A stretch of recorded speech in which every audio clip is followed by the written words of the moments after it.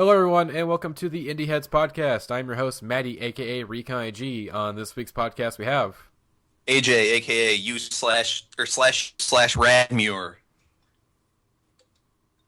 Stefan, aka Apotheosis 91. Dylan, aka American Soviet. So, welcome back to the podcast, guys. It's been like over a week since we did the last one. We've been busy, but trust me, guys, we're about to have a ton of influx of content coming in because we're all going to Pitchfork in like 4 days, which is insane, and I can't believe it's happening. Fucking AJ, It's gonna be good stuff. I'm gonna see drunk AJ in the flesh, man. I've only seen drunk AJ in the chat and in playing Overwatch. Yep. Actually, no, I'm more excited to see drunk Jeremiah. Yeah, Me too. Jeremiah. Drunk I'm so Jeremiah's jealous. All you guys get to see each other as someone who's stuck up here in like the lonely ass north. Next year I'll make it. I'll try.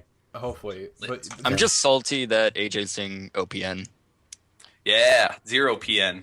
I checked Matty's schedule that he posted on Twitter this afternoon, and I was like, God damn it, that's everything I want to see ever. We were talking about this earlier, and like there are some really bad conflicts. Yeah, like you have to literally choose between Anderson Paak and Sufjan Stevens and 1-0-Hitrix Point Never and FKA Twigs like 2 days in a row as the closing acts, which is just harsh in my opinion. That's shitty.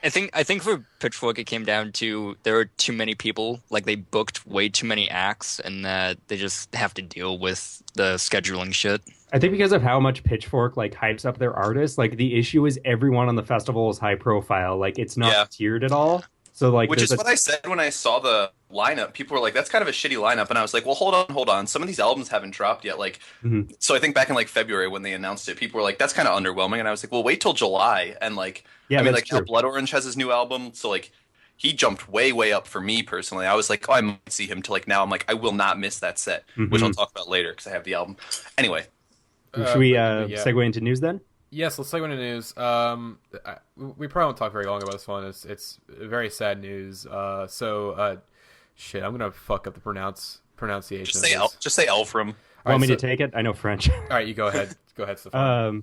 Okay, yeah. So Phil Elverum of the Microphones, Mount Erie fame, his wife Geneviève Castrée died. And I'm not really I'm not a huge fan of the Microphones, so I don't know the details of this. So if anyone wants to talk about, the Kickstarter he did and stuff, and what kind of the past few months have been like on that front. I think we've kind of talked about it a lot. We talked about it before. So the basic rundown, if you don't know about it, so Phil Elverum put up a GoFundMe for his wife, who was diagnosed with I want to say pancreatic cancer. That was it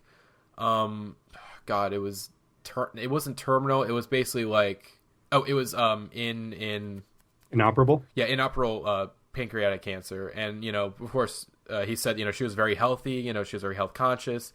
There's all these the things. There was how could this happen? There's doesn't seem to be any family history of it either. Just completely random. Cancer fucking sucks. And so they started GoFundMe to sort of pay for the medical fees, as they basically burnt through all their savings and all these other things. And there were some things that Phil Elverum did, that name a band thing he did a while back.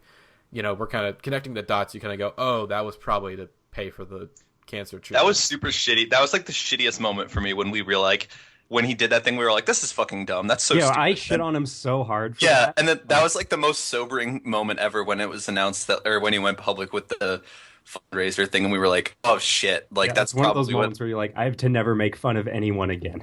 Yeah, that was really I felt really awful about that.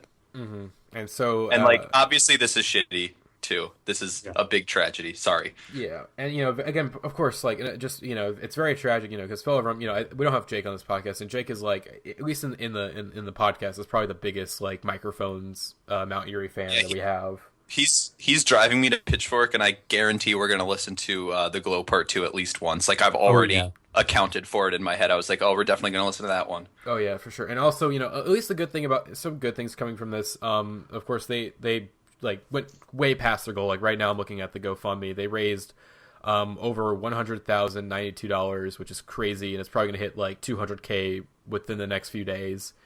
I think they initially had what was it, a $100K goal or something like that. It wasn't that big, but GoFundMe, as the more money that gets raised, the more they increase the goal or whatever.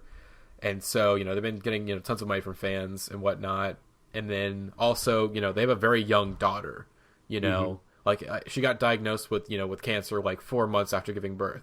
So, you know, not only is the world losing like a great artist and whatnot, they're, you know, a family is losing a mother, a daughter, a wife, just all these things. It's like I can't even imagine like the pain that like Phil Everum and his family is going through right now because of this. Like, sorry, Mandy, not. I was first fuck up. Oh yeah. Oh god, Versace Glock's gonna call us out again. Oh shit. Okay, let's not get into that. Finish your point and then I'll talk.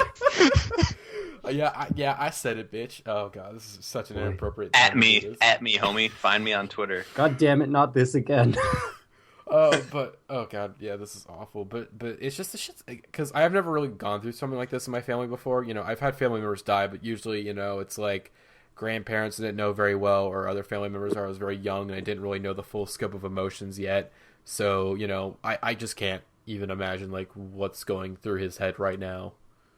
Yeah, and crazy. I think like when that news came out, you know, like usually when you hear something like that, you kind of know how it's going to go. But I think the really tragic thing here is just the speed of it. But I mean, like, cancer is shitty, and that's just how it works sometimes. Like, I had a friend who, like, her mom got diagnosed, you know, with a similar thing. And so, like, she went, you know, out of province, like, back home. And she was like, yeah, I'm going to be, like, here for a few months, you know, taking care of my mom, because that's what they expected her to have left. And, like, within 2 weeks, her mom was gone. So, like, I think sometimes cancer just, like, gets out of control, and, like, there's nothing you can do. And so I think really, like, the solace in that is that, you know, at least it wasn't, you know, a drawn out process for her, or at least more so than it already was. And, like, she has peace now. And I guess that's kind of like the only positive you can really find in it. Mm-hmm. And when did the GoFundMe go up? Because I thought it was like a month ago or something like that. Yeah, it was about a month ago. Yeah, it was about a month. Jeez. And also, I would highly recommend, you know, going to the GoFundMe page, you know, donating some money, and also reading the recent update that Phil posted about his, you know, his wife. It's like, I really need to listen to some microphones, because the dude has a very, like, even, you know, in this like very tragic time of grief for him, he still has a really incredible way with words that, you know, this is sad.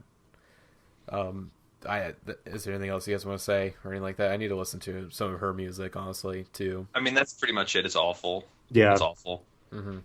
Yeah, that's about it. So I think we can just like blaze through the rest of our news items. Yeah, so speaking of maybe happier news, I guess, I'm just going to go with the happiest piece of news we have here. So there are rumors going around that the Japandroids are coming back together to do a fall tour. Can you hear the? We hear it. Can you hear the sounds of my hands furiously rubbing? I specifically wrote down this piece of news just for AJ, because I knew AJ was about to go off on this podcast about this.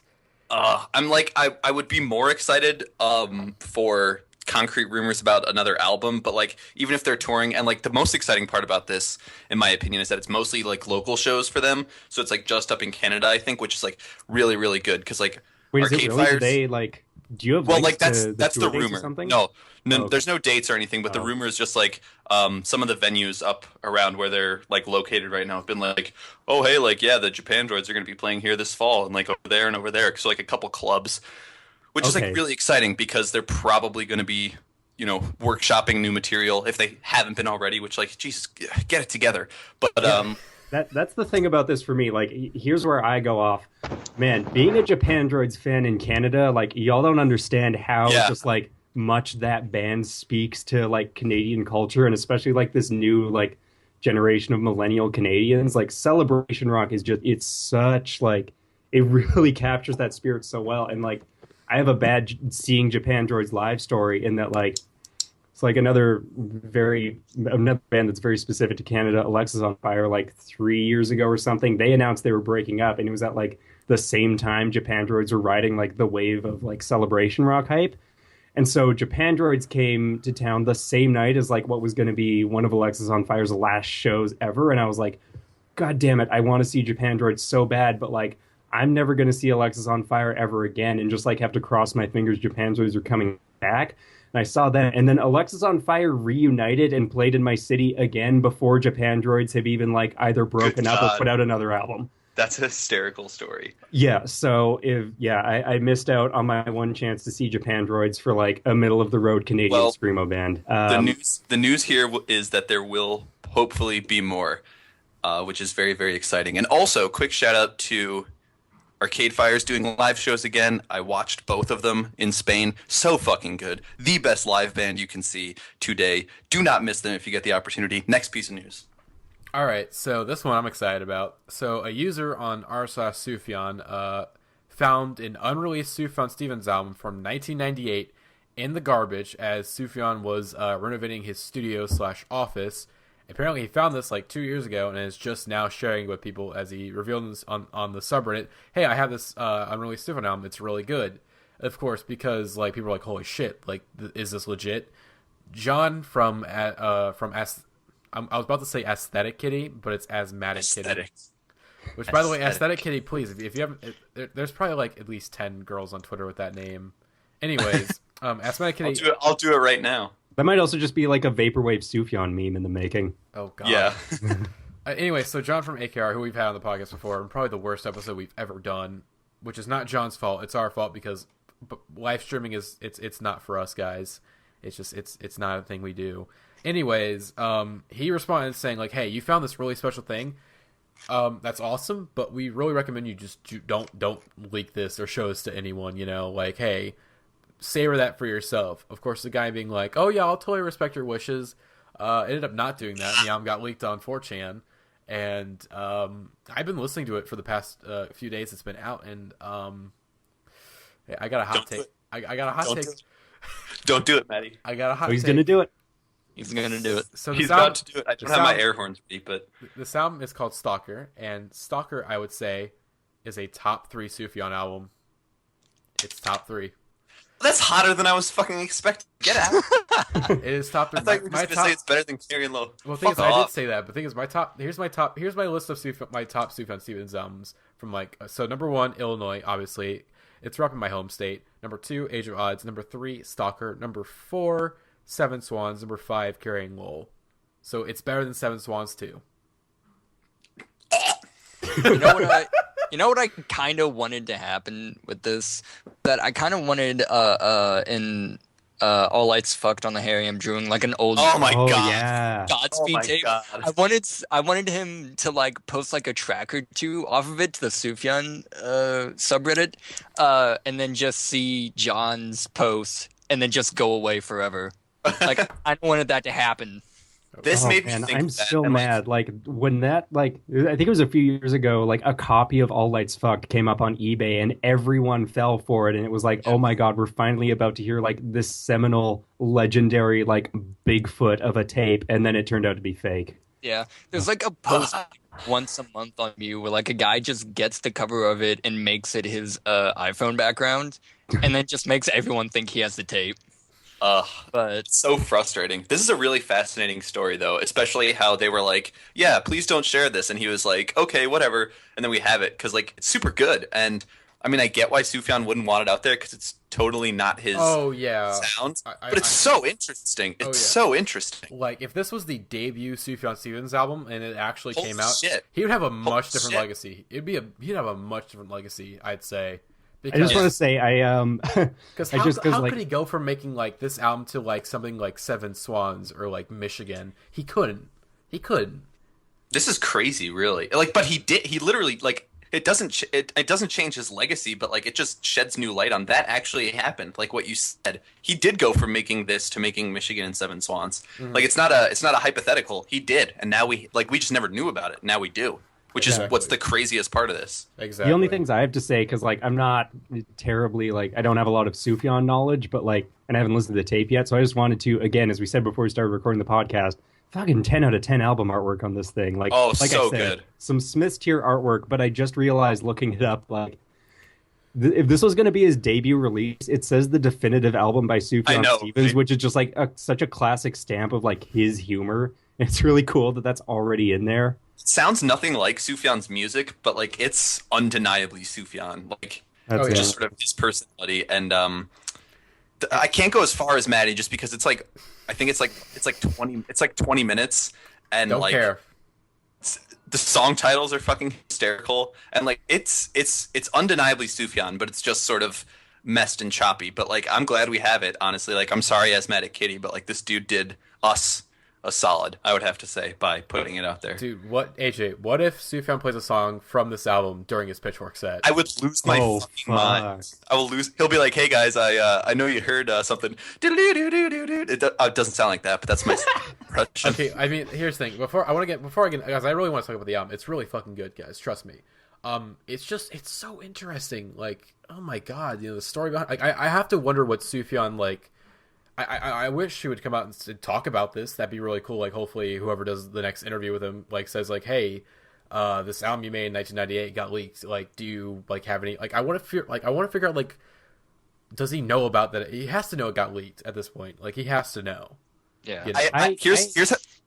I actually think he would like maybe walk out of an interview if that happened. Because if you think about it, like an album that you made like before you were big and that you don't want released and that has now been like leaked onto the internet against your permission, like it's like the musical equivalent of fappening, basically, in terms of like, especially how closely tied to his artistry and like the control of his image Sufjan is. Like, I can see that being a huge blow. This is what I imagine. Sufjan is sitting behind his desk at the Asthmatic Kitty headquarters, and two guys in tuxedos like slowly walk up to the door, and Sufjan is like turned out the window, and they come up and they go, "Mr. Stevens," and he turns around kind of like halfway and goes, "What?" And they're both sweating profusely, and they go, "Mr. Stevens, they found it," and he goes, "Leave me," and then he turns around and walks away.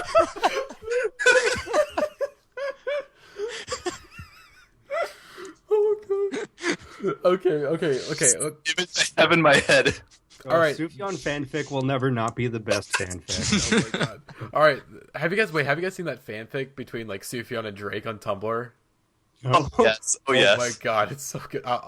Did you say no, Stefan? No, I haven't. Oh Just my link god. it to me and I'll read it after If the I podcast. can find it, I will. We're gonna I like will link blaze to. through the rest I of know. this. Okay, but anyways, I want to talk about very, very briefly. It's really good. It's very. Here's the thing. It's very un-Stefan like, but there's little hints in there. You go, oh yeah, that's Stefan. Like for one, I think like the intro to like I got a good view from where I'm standing. Like the little drums in there. It's like, oh, that's some like odds shit. That's some Age of Odds shit drums. I can definitely hear that. And then like it's the lisp. Okay, the famous Sufjan lisp. Okay. You can't recreate that. Of course, like there's some people out there saying, "Oh, this is fake. This is someone pretending to be Sufjan." Who can get down that lisp though? That's very, very important. Okay. If I actually am legitimately interested, if this is a fake, you know what I'm gonna do? I have what am I gonna do? Track down whoever made it. I'm gonna go at Pitchfork on camera. I'm gonna have someone filming me. I will yell, "Sufjan Stevens is my daddy," out loud, very loudly in public at Sufjan's set at Pitchfork. If this is proven to be fake, that's the place to do. Before that happens, okay? You're acting like this wasn't something you were gonna do already. Like, yeah, he's like, haha, tricked you guys. Yes, you're right, but I'm not gonna do this now. I have too much social anxiety to do this. But anyways, yeah, this is really good. I definitely, if you could find a link to it, definitely listen to it. It's really fucking interesting. Like, I know we were talking before. You're saying it's like demos and whatnot. It's not demo. Well, it is demos, but trust me, it's not like what it's not like yeah. It's not like John said. Well, these are like refined ideas that are made better on different albums. Like, no, this is a different album than everything's ever done. It's just like demo quality collections of original songs is kind of what I meant by that. Yeah. Yeah. So I would definitely recommend listening to it. But yeah, so last piece of news. Who put this on there? I didn't put this on there. Yeah, Pixies are coming out with a new album, and it's gonna be shit. Yeah, right? I guarantee you it's gonna be shit because Indie Cindy sucked, and I was going down. Wait, did you say Indie Cindy? Yeah, they made a fucking album called Indie Cindy. Did you not know? That was their last album. That's Indie Candy. I thought it was Indie Candy. No, it's Cindy. What? As far as I know, it's unless Indie. Hold up. Yeah. You imagined a better album title. Yeah, Cindy. What? You were like, it can't be that bad from the Pixies. It is Indie Cindy. I thought it was Candy. No. Nope. Why did I think it was Candy for so long? What? Because that's a better album title. You probably just pushed this out of your memory. What? Yeah. Okay. Okay. Let's just. Anyway, yeah, Pixies coming out with a new album. It's called like, I forget what it's called, but like, was it the single or the album that they named Chugalaga or That's something a single. like that? Oh god. New Pixies, it's gonna be bad. That's a wrap. All right. That's news. Let's get into. So we have a new segment for the podcast, everyone. This is the brainchild of our famous Will.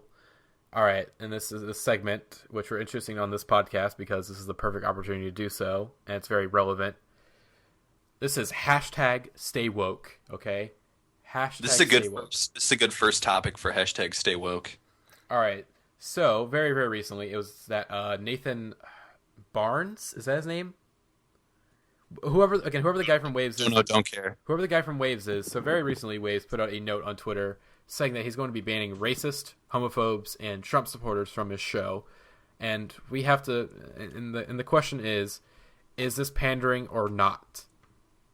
Can I go first? Can I go off? Yes, go off, AJ, please. This is pandering in the lowest degree. This is the stupidest fucking thing I've ever heard in my entire life. There's absolutely no way to enforce this. This is just a feel-good fucking look at me, look how fucking self-righteous I am on my Twitter. An iPhone note I wrote and posted 4 screen caps of it, like this big long thing where it's just like, I don't like Trump, and I like minorities, and I like, I don't like racism. And it's just like, fuck you, Wavves. The best way to get yourself banned from a Wavves concert is to have good taste in music. Woohoo. And that was hashtag Stay Woke, everybody. Hopefully you enjoyed this segment now. Shit, man. That was a joke, but I'm like, shit. What else is there to say? He said everything. Can I tag on with like a little bit of a more eloquent version of what AJ just said? Please go. Is he gonna check people at the door? Hey, who'd you vote for?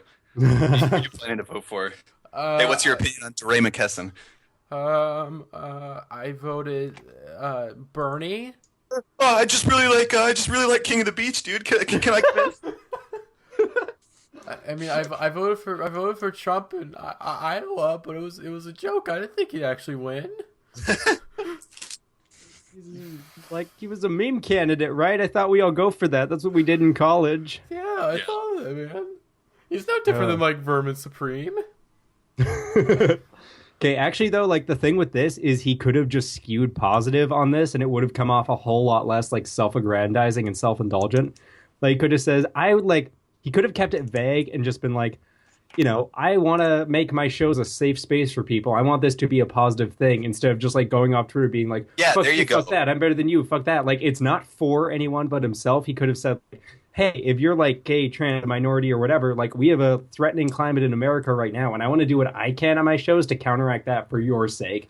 But instead, he just went off on Twitter and was like, fuck everyone else. And if he had done the opposite, it would have gone across the same thing and the same point, but just like in a way that looked so much better and was so much more useful. Yeah. I'll get vaguely political here for a second. It's always better, in my opinion, to be inclusive than exclusive, and the way exactly. Wavves went about this was exclusive, in that he was saying like, fuck you if you do this, fuck you if you do that, and like, this is a much bigger problem on a much bigger scale, but I can apply it to this situation where it's just be inclusive. Tell the people you want to support and want to reach out to that you support them and reach out to them. Don't go just inflammatory, especially people like who he is trying to kick out.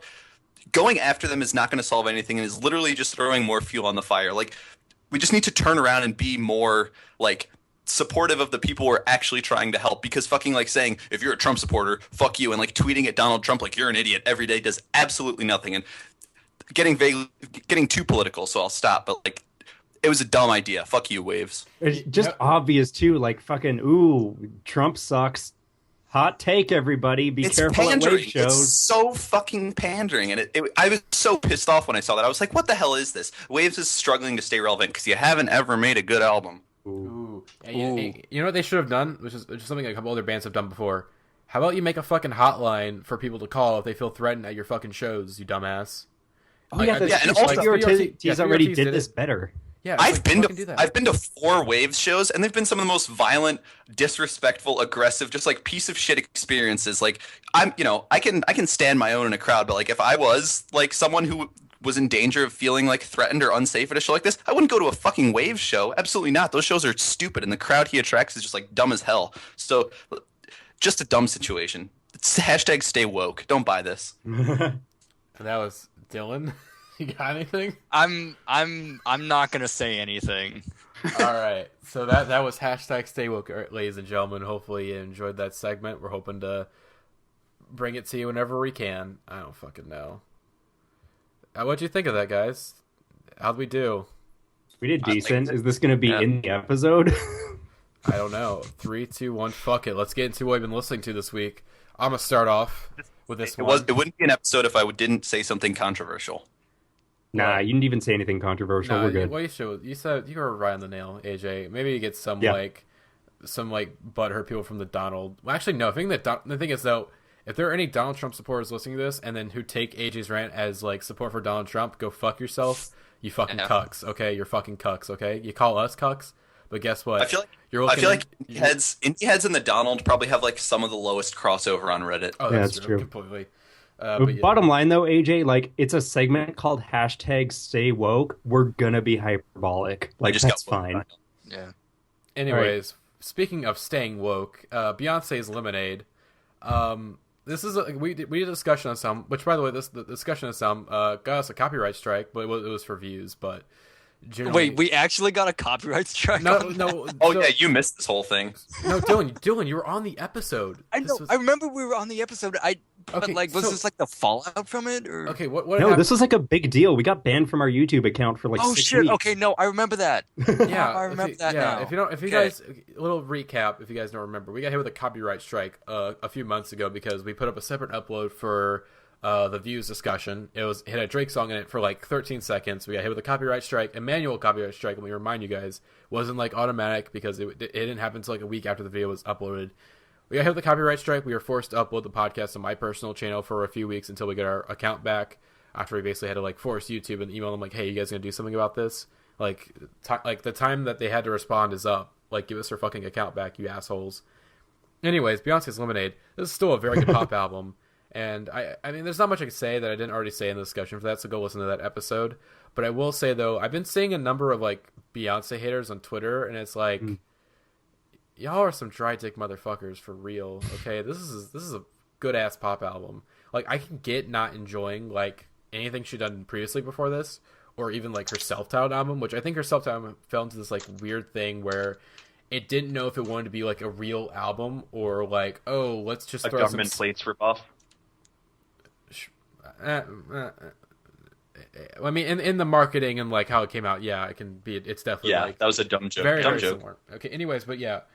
Beyonce, the problem that self-titled had was that it still had to throw in like a couple of singles in there for the radio and the pop charts and whatnot, where it's like, okay, this is so like Drunken Love is so obvious, like this is just a single thrown in there, it's just made to be a single, you know. But on the other hand, with Lemonade, like every song here fits on the album and it makes the album better. It's like it sounds like a cohesive story. Like every track on here matters, and there's no obvious radio single here. Yeah, it's so bold. This is like, I have a lot of issues with these, like, you know, criticisms of Lemonade too, but like, I don't know, people calling the album as being like pandering or commercial. Like, did you listen to Formation? What about that is commercial? That is such a like confrontational, abstract, forward-thinking song, and to like write that off as just like a dumbass sequel to Crazy in Love. It's like, what are you thinking? Exactly. I can kind of interject just briefly here in that I think like the protest aspects of it and like the political speech about it is still very important and very relevant and is what makes the album like mostly so important. But I think why it lost immediacy for a lot of people is like with the short film and everything, it was like, whoa, Beyonce's like personal life is in this huge big turmoil. And then it kind of came out that all of that was pretty much manufactured and that everyone pretty much bought it in the fallout. And like, that's why it had such a huge hype surrounding it. Now I think Lemonade absolutely stands on its own, but I'm saying that like all of that big, you know, churning rumor mill of like, oh, Beyonce and Jay-Z like divorce. What's going to happen? This is going to be super interesting to watch in like the coming up months. And then nothing happened of it. I think that's why it lost a little bit of immediacy and like relevancy for some people. But I definitely think it stands on its own. I'm just bringing that up because I think it's sort of important. That is a fair point. If you actually believe Beyonce and Jay-Z were gonna get divorced like over this album, you're fucking stupid. Yeah, you're a fucking idiot. And then, but like what I'm saying is that like it came up that like Jay-Z wrote or helped write most of that stuff, so it was very manufactured in that aspect where it was like, oh, we need to churn something up here. So like, but the way it's juxtaposed on the album with like her anger at the world and her anger at society and her anger at American politicians.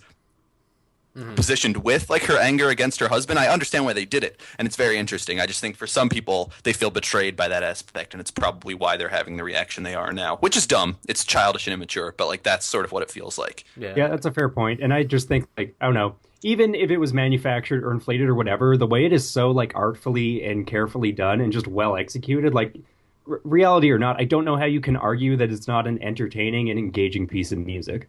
I think it's very good, and like, yeah, no one can object that it's not like I think a great album. I just personally like it's not personally in my top 25, and like I just don't think it would be. But like I would never go at this album. It's just personally like a not for me album, but it's very good. That's fair. Yeah, so Lemonade's it's still like a really well-made pop album and a very bold move by Beyonce. And of course, another criticism what people may throw is like, well, a bunch of like white men wrote on this album, and it's like, which is like, I don't give a shit. At the end of the day, I still, this is Beyonce's like creative vision, and like, oh, she got other people to help out like form that creative vision, or had other people inspire her to create this like vision. I don't care. The music at the end of the day, the music is very good at the end of the day. I think it does serve that like there are a lot of like women producers and certainly women of color producers that she could have like brought on to help be a part of it, but I definitely see that, and I definitely agree with it to an extent. But it's sort of like, I mean, if Beyonce wants to collaborate with these people who just so happen to be like white men, like, okay, like what can we do about it? You know, it's like I was like, I don't know what to do. It's just like it'd be great, and you know, I think it definitely she does come off as like, you know, maybe somewhat of a hypocrite, but you know, it's just sort of like for the vision that she had for this album, it just so happened that these people that she picked to help, you know, form this vision were mostly white men, or just mostly men and not many women. You know, it would be nice to see her work with like, you know, producers like, you know, Wonder Girl or let's see, I saw Grimes thrown around a whole lot, and Grimes is again, her management is Rock Nation, so, and there's a picture of her with Jay-Z like smoking cigars as the tightest thing in the world. So I mean, come on. But yeah, Lemonade, really good fucking pop album. I'm very excited to see where Beyonce goes next after this, because. Agreed. And also, another thing I wanted to bring up very, very briefly was like that this album, you know, it's gotten compared to Rihanna's album Anti, which, by the way, Anti is a steaming pile of shit. I mean, come on. Okay, the problem that Anti has is the same problem that Beyonce's Self-Titled has, is that it has no idea if it wants to be a real album or if it wants to be like a normal like pop album that Rihanna used to put out before, like, you know, Anti, because they're still very, you know, needless singles thrown in there. Like Work's fucking awful, guys. It's awful. I hate it. It's mind-numbingly like, ugh, it bores me to death, and the beat is unfinished, and Rihanna just, God. Rihanna as a singer does not do much for me. She's very much a singles artist to me, where there's some times where like, oh, I enjoy some of her stuff, like I enjoy some singles here and there, but I could not listen to Rihanna's voice for an entire project unless like she had a really compelling subject matter, which Beyonce does in Lemonade, and that's why Lemonade works so well, is that the subject matter that she goes, you know, speaks upon on the album is so compelling, and it's very interesting to listen to. And of course, Beyonce is a great fucking singer, so it's like, oh, great subject matter and great singing, awesome, amazing, and I believe what the fuck she's saying because she's putting some real emotion to it. While Rihanna, sometimes she puts her emotion into it, sometimes she just doesn't give a shit and just it does Rihanna. It's frustrating, but yeah, Anti's not very good. That's all I gotta say. Next album, Japanese Breakfast, Psychopomp. AJ? The best album of the year. It's a great album. I love it. It's really good. I don't care. I thought it was okay at first, but now it's in my top 5. Like I understand why AJ and Jeremiah have been reacting to it the way they do, because like that has probably been since it was funny because when you brought it up on the James Blake podcast, I hadn't listened to it yet, and like since then I've consistently listened to it like at least once every 3 or 4 days, if not more. And I've said it every time every podcast that I've been on, this album comes up, which I think like this year is everyone, because like we won't shut the fuck up about it. I have listened to this album at least once, usually more, every single day since it was released, bar none. Bar 0 days since it was released, I have listened to this album at least once. Because it's so digestible. It's a 26-minute just like blast of incredible music. The phrase I've been using so much is infinitely listenable. Yeah. I've never encountered an album like this before where I can, like, you know, being 25, 26 minutes is perfect. You get this full range of emotion, this full range of musical styles, musical genres, and musical movements in 25, 26 compact minutes, and every single time it's just as resonant as the first time. Every single time. If not this album more. is so fucking good. This album has grown on me so much to the point where, like, man, fucking Jane Come just Yes. is the only sound I can make every time that song comes on. It ruins me emotionally. It is so intense. And then you get like the victory lap of Heft that isn't really a victory lap, but just the way those tracks juxtapose, like that's really when the ball starts rolling with my emotions. I'm just like, okay, fuck, this album is incredible. Okay, but Matty, what did you want to say? Yeah, you were just like you said the album. It's good. I think I need to listen. The more I listen to it, the more that I enjoy it. It's like I don't think it's like it hasn't had the official click just yet, but it's like there's tiny little clicks with each listen. Like it's slowly that final click is slowly forming, and I feel like it's gonna if it clicks, it's gonna click at Pitchfork because I know for fucking sure.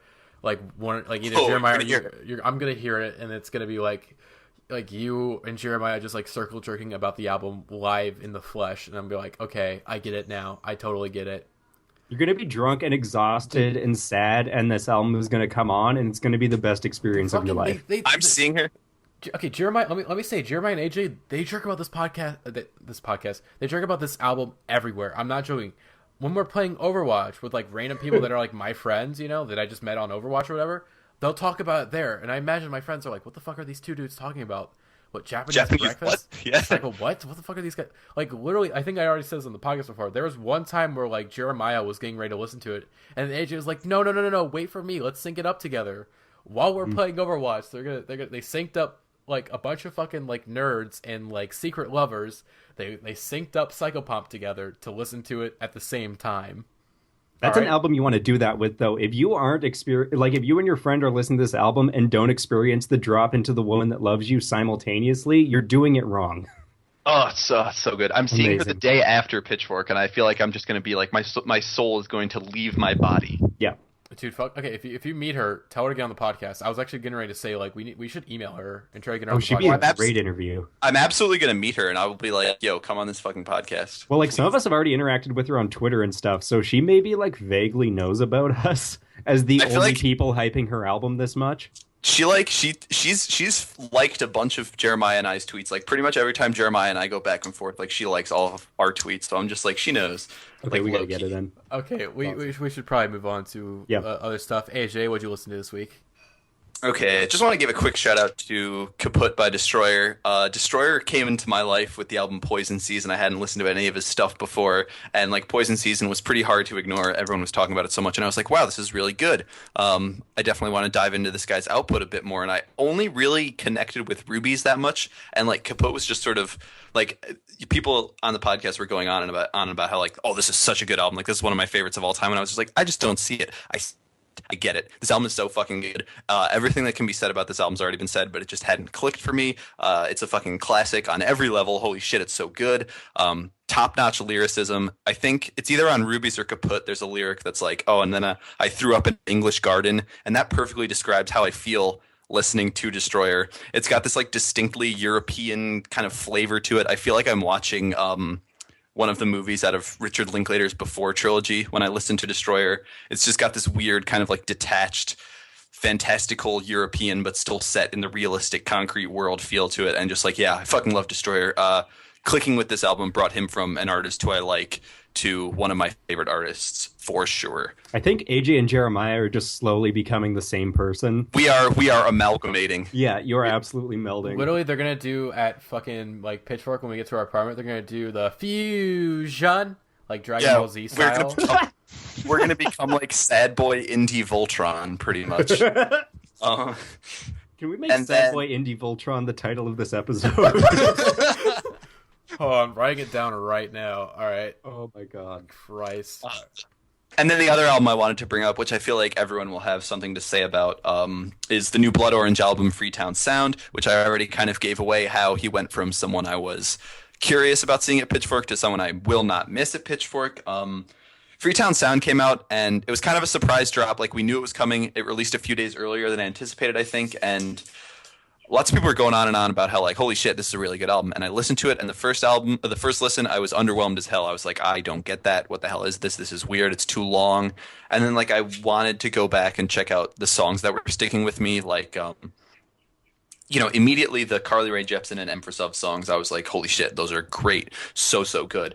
But then as I went back, I was like, oh, what I kind of want to like see what this song sounds like again and go back to this part. And I definitely, this album is like catapulted up into my top 10 for sure for the year. And I think something that's really, really notable about this album is that I think it's the first album since To Pimp a Butterfly where like all of the interludes and all of the like spoken word segments and side offs that he takes are like absolutely necessary and don't fuck with the flow of the album, because like I think all of those segments work super, super well on this project and are super necessary. And I mean, obviously don't need to get into any of this, but just like in everything that happened from the wake of this album, it became like, it gives itself reason to exist, and it's a super, super important, super relevant album. I think more so than, I think this is the protest album of the year over Lemonade. I just think this is way more cognizant, way more relevant, and way more kind of artfully spoken, and like positions itself as like, this album needs to exist, these things need to be said. It speaks on so many levels, not just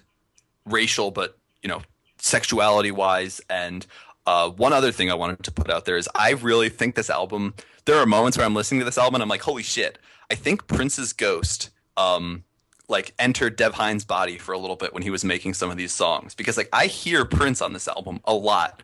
But I mean, I'm sure you guys have stuff to say about this album too, so someone else can chime in. I kind of had the opposite thing with you were saying you didn't really like it on the first listen. I think the first listen was like, oh my god, this is great. This is like top 10, maybe even top 5 guaranteed, And now I've kind of cooled down on it a little bit. It's still really good. I would probably maybe put it in my top 10 still, but I've definitely cooled down on it. And I will say, like, the political stuff is, again, I would agree that's a very important album. And I just want to say, fuck you, Anthony Fantano.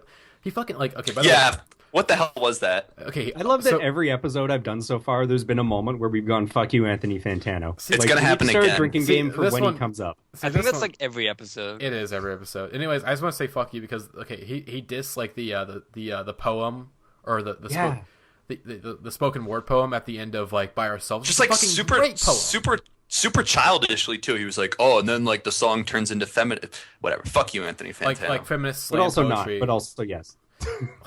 Fun aside. I put I like went home for the weekend and was hanging out with my family. We were out on our boat back in Michigan, and like I put this album on because I was like, oh, this is really good. My parents don't need to listen to Wildflower for the 25th time, so it's like I'll put on that new Blood Orange album because like it's fun and it's poppy, sort of, completely forgetting that like, oh, the end of the first track is like just devolves into this weird poem, and I was like, oh yeah, nope, that's not like a put this on and hang out album. So stupid me. Nice. But yeah, and also another thing that's like great is that the most popular song from this album on Spotify is the Empress of feature. Okay. It's the best fucking song. That makes Holy me shit. so happy as someone who championed the album, me, not myself. Yeah. I don't champion myself. I have horrible self-esteem issues.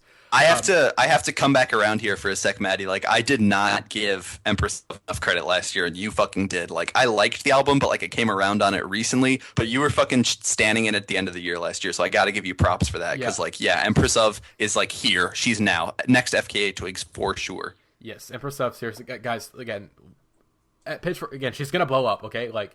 Yeah. Hopefully through this album, through the connections I hope that she hopefully made, hopefully like fucking Carly Rae Jepsen's like, oh hey, Dev put out his album, let me listen to it, listen to my collab, and then she hears like Empress of and goes, oh my god, this girl's great, I gotta work with her on my next album, and they're gonna produce. I would die. I think that's already happened a little bit because when the album came out, like Empress of on Twitter was retweeting like I forget who, but a bunch of high profile people were like, wow, I've never heard of you, but fucking props for that collab because you sound incredible. The thing about it too is like Chance is sort of an interlude track. At the end, it sort of fades out there and like gets sort of abstract, and then Best You kicks it, and you were like, holy shit, that transition was mind blowing. And then in the fucking song, she does it again with like just her vocal performance, like right at the beginning where her like the hook comes in, and then she does like her little verse thing halfway through, and I'm just like, oh my god, like she has just like 2 fucking mind blowing entrances in like a 3-minute span. It's just like, good god. Exactly. She is like, she's so good.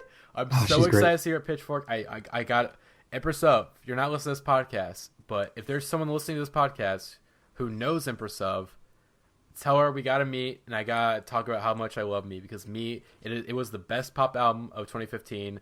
I love you, Carly Rae Jepsen. Well, I don't love you, Carly Rae Jepsen. I like you, but Emotion. See, everyone was like Emotion, best pop album. Nah, okay. They forgot about my girl Empress Of. Okay, they forgot about my girl Rainy Rodriguez. No, that's the wrong name. I'm fucking stupid. Lauralee Rodriguez. Okay, you forgot about her. Okay, she's great. But yeah, of course, Empress Of, I would love you to kill. I would love for you to kill me, please. No, kill me. Okay, not AJ. AJ, he just came around on you. Okay, I've been supporting you from not from the jump because I became a fan of you last year. You've been doing stuff. This is about to go down a real creepy road. Anyways, so I'm just gonna derail. If I find her at Pitchfork, please kill me. Anyways, I'm gonna shut up. Go listen to Freetown Sound and go listen to me. Both great records. Yeah. Freetown Sound, I don't have a whole lot to say about because like you guys have pretty much said everything. Some for me that it did cool off a little, even though I would still definitely put it in my top 10 and think it absolutely deserves to be in a league with To Pimp a Butterfly in terms of like just vital albums that are speaking so much to what's going on in the world right now. I didn't come up with this, but someone said it completes the trilogy of like what was the D'Angelo album called? Holy shit! It was like Black Messiah. Black Messiah, To Pimp a Butterfly, and now Freetown Sound are a trilogy. And I think the sad part is that like unfortunately it's not really a trilogy because I don't think it will end. But like they're a collection of albums that like carry similar themes throughout these past 3 years. So yeah, absolutely. And this album for me, it really is. I would actually almost compare it to like the Deftones album that came out earlier this year in the sense that like it's not a record. It's a record I can listen to front to back and not really pick out any individual sounds, but like. Or songs. I'm so happy to be spending an hour in that world because it's so vibrant and evocative and important, and I'm definitely going to be coming back to it a ton throughout the year. I will say an influence we didn't really talk about with Blood Orange, Arthur Russell, guys. I need to really get into Arthur Russell soon because I'm like, so I very very briefly just talking about podcast news. FYC, it's been on like hiatus for the longest time because the Dean Bone episode was one of just like.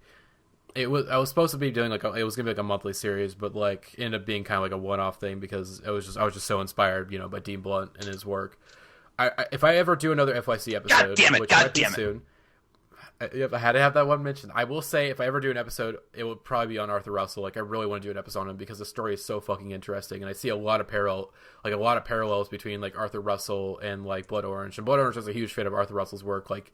They did that. There was that Arthur Russell compilation of like people doing covers of his songs, and like Blood Orange was one of the people who did a cover and like talked about how much he loved Arthur Russell and how much he inspired him, and how like there's a lot of similarities. Like in some ways, it seems that like Dev Hynes is Arthur Russell who kind of figured his shit out in terms of like getting with the right people and the right connections and being confident about his music and putting it out there instead of only releasing like one album and a bunch of like random singles with like a bunch of allies and whatnot.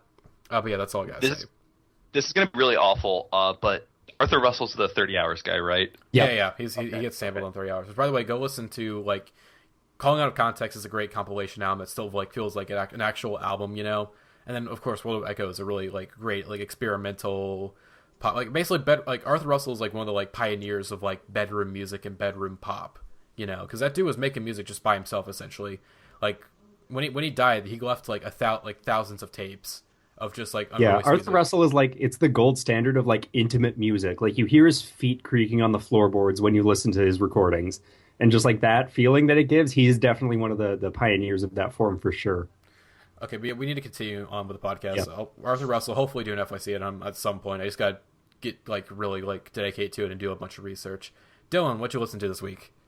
All right. I'm just gonna go with the second. Bad Bad Not Good. 4. I don't know. I'm just gonna say 4 for it. It's 4. Yeah. Yeah. All right. But new album by Bad Bad Not Good is really really good. It's good, not bad. Good, not bad. That's an overused joke. It's the overused joke. It's incredibly, yeah. Anyway, but Bad Bad Not Good, pretty much a staple of I want to say modern jazz now. I guess. I don't know. They're pretty much like the first band that actually like got me interested in jazz music with their fusion of jazz and hip hop. And on this record, there's pretty much no hip hop to be found. Pretty much, it's very new modern jazz. A lot of jazz fusion on it. They included a new band member on it, Leland Whitney, who they had used for saxophone on their last couple of albums. So they just finally brought him in and used him as like an official band member. And it's so good. It sounds like a great progression from their last album, 3, in terms of using a sort of like still a dark tone to the music, but not being like overly dramatic, or it doesn't drift into like dark ambient or anything like that. Lots of better production on this, more so than their first 2 albums, which are just kind of like Bandcamp downloads, pretty much. It's clean production, very slick. You can really hear the pop out of the bass, out of the percussion, and the saxophone, of course. A lot of the features on this, including Sam Herring from Future Islands, Colin Stetson, Mick Jenkins. All of them are very good, and probably like all of the standout tracks on this come with those features. So like Confessions Part 2 with Stetson's sax solo, or Sam Herring with his vocal delivery on Time Moves Slow, which is so syrupy, and it makes me want to listen to it at night when it's raining. Like, it gives that the very noir feeling to this to the track. But no, please go listen to this album, buy it. Just give them the attention that Bad Bad Not Good deserve. Yeah, I'll second everything you just said. Very well spoken. I agree with all of it. This album's really good, and it definitely they deserve exposure. They're, I think, like the Vinyl Me Please album of the month this year, which is super cool. This month, can't wait to get that and listen to this album more, because I feel like this album, like, it was an accident that this album came out on the same day as Wildflower. Like, it kind of swooped in and took like their hype away, because it was July 8th. And it was just like, here's the Avalanches album, and they were like, oh, hey, we also have this like cool instrumental album with a bunch of awesome features, but that's fine. Also, I want to add, is this like their first album where they have like a bunch of guest vocalists on? Because I know 1 and 2 and 3 didn't like have like any like vocal guest on it. No, but then they did work with Doom on what was it called? Or Sour not Soul. Doom. No, it was Ghostface Killer. No, it was Ghostface. Yeah. Sour Soul, which was also, I think, an underrated album from last year. In fact, like just a little bit. Yeah. Yeah. It's not. People say it's bad, which it's not. But like, it's not bad. It's not like standout, and I think Ghostface just kind of phones in most of his. Bad Not Good and Danny Brown were the best parts of that album. Yeah, that album Sour Soul is like, it's an album that doesn't need to exist, but like clearly they had fun making it, and you can't really fault it for that. If it was a fucking Bad Not Good and Danny Brown collaborative album, good lord. Oh god. Like, I mean, I'm already predicting that Danny Brown's going to have the rap album of the year, but that would be like, oh shit, this is like literally going to be could be a classic. And by could be, I mean good chance it could be a classic. I hope they show up on his new album. We don't need to talk about this right now. I'm so fucking excited for this Danny Brown album. I need more concrete details, and I need them soon. Like, holy shit, I want that album. You know what, a Danny Brown and Bad Bad Not Good collab, you know what that would be like a sequel to is High off Pinata. Like, that would be another Pinata. Guys, Bad Bad Not Good. They already did a collab with Danny Brown. I think they did like I think they produced Float On Old. Oh, okay. Like, I'm pretty sure. Did they? They did. I'm pretty sure. Let me look it up real quick. But I'm pretty sure they've already done a collab. I know they did. I know they. I think on 4, let me check again. They had a K-Tranada feature. Oh, yep. Yeah, and then they were also featured on 99.9%, which was probably one of the best tracks on 99 as well. You're right. Yeah, Bad Bad Not Good. They had production on Float On from Old. That's awesome. I really hope we see some more of that. For sure. All right. No. But anyway, no, they're coming into their own, and I very much enjoy it. So then the second album is the new Aphex Twin EP, Cheetah. So a little bit of background on it. So Aphex Twin, being the goofball that he is, Richard D. James, he decided to take an old late 80s, early 90s synthesizer called the Cheetah MS-800, which pretty much has a reputation for like being totally like fucking annoying and like hard to program. And when I say hard to program, I mean this literally brought down the company Cheetah financially. So Richard just kind of like took it and started noodling with it, and eventually he came out with this EP, which I think, in my opinion, it's a nice little EP. It's not innovative, Aphex Twin.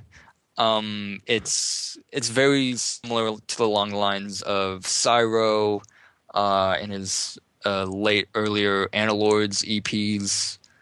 Pretty much for like you can listen to it at any speed, be it 33 or 45 RPM. It's very enjoyable. It's got some ambient parts that are very nice and soothing, and then it also has some of that acid techno that Richard's known for.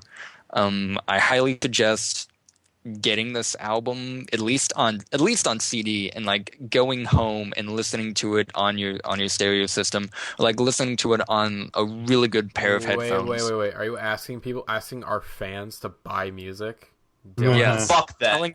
I'm telling nerds, you dorks, to go out and actually buy music. But no, seriously, like I listened to these on my cheap little, $10 Samsung headphones, and I thought, hey, this is all right. And then I bought the CD, and I went home and I put it on my stereo, and I thought, oh my god, this is actually amazing, and it opens it up so much more to just how the sound quality is, how it immerses you in the sound. So I don't know, I like it. I know Stefan has some opinions on it. Yeah, I have kind of a different take. To make it quick, just like Cheetah for me, it feels like runoff from Cyro in like not really a good way. Like it rides pretty much the same aesthetic, but without. Hold up. Someone's mic is messing up. Is that you, Stefan, or is that AJ? I think that must be AJ. Oh, we're good now. My mic's not doing anything. It was I don't know what the fuck. All right, continue. Yeah. Anyways, yeah. So recap, this album just rides the same feeling as Cyro for me, but in a much less interesting way. Like Cyro is one of the most like packed with ideas albums I've ever heard. Like, and I know this is slightly an unfair comparison because also hot take, it's the best Aphex Twin song ever. Xmas Eve T10 like has as many new musical ideas in like 2 or 3 minutes as the entirety of this EP does, and that just feels a little underwhelming for me. Like, yeah, it's immaculately produced. The programming is incredible. Like, no, I'm not going to dispute that Aphex Twin is inarguably the most like technically proficient electronic producer of all time. But in terms of this just introducing new interesting ideas, I just didn't find there was enough substance to it. Like that said, it's still Aphex Twin. It's still nice. I'm going to go back to it a little bit, but like on the whole, I'm a little underwhelmed. Yeah. I think it's fine to like be a little disappointed that it's just kind of streamlined and definitely not as unique as a lot of Richard's catalog has been, but I think if you're a fan of Aphex Twin, I think at least give this a listen. You might find something that you like on here, because it's not. I don't even think it's a bad EP. I mean, even if I like it, I'd have to argue that you can't say it's like technically bad. Oh, absolutely not. It's incredible technically. It just again, like I said, didn't do enough that was interesting for me. And like I mentioned this in the podcast chat yesterday when I was ranting about this EP, like Aphex Twin and Death Grips are in a similar camp for me in that like if your new album isn't the new greatest album of all time, I'm disappointed in you. Like, oh, you made a great album that wasn't absolutely revolutionary. Like you didn't do good enough. And so I'm going to be hard on this EP for that reason alone. But like, I don't know, still, Richard's just one of those artists you expect to change the game with each new release. And for him to not really do that, especially after like, like really only a year and a half wait from Cyro. It didn't feel like enough for me. Yeah. I mean, knowing not much about this EP or really Aphex Twin, for a matter of fact, I mean, I enjoyed Cyro. I think Cyro was in like my top 10 at the time, like in 2014. It just seemed like he got the Cheetah synth, was like, being the absolute madman he is, was like, let me just make like an EP with this. Like, why not? And he just did it. Like, this is just like Richard. Like, I think if you've known Richard, this is just what he does. Like, he just does whatever the fuck he wants. Yeah. Like, hey, I want to make an EP with this synth that like flopped in the market for being like really difficult to use. I'll just make an entire EP of it because I'm literally fucking insane. I own and that's like I own an actual tank. Fuck you. Like, and that's a tactic he uses a lot. Like if you go back and look at his releases, like this is just what he does. Most of them generally tend to center around like one super impossible to use piece of equipment and him like just achieving absolute mastery over it for the duration of that album. Yeah, and it doesn't really come off as like gimmicky at No, all either. No. Okay, should we move on then? Yeah, hold on, I was gonna just say, like, Yeah. I have Cyro and CD, which, by the way, if you've never seen the Cyro CD or even the vinyl, The Cyro CD is amazing. It's fucking Cyro's vinyl is amazing. because Holy literally shit. you grab the CD, you go, okay, let me just open this up real quick, and then it just slides. You keep having to like unravel it. Yeah. Is someone taking a shower? Yeah, AJ, did you just turn AJ a coffee said- grinder on? Nope. I did Okay, not. because your mic keeps like hissing really bad, but...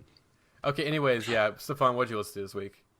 Okay, I'm actually going to use this because we're going way the fuck long to introduce another segment. Hashtag lightning round. I'm going to try as fast as I can to talk about The Glowing Man by Swans, which is a 2-hour album. I'll help.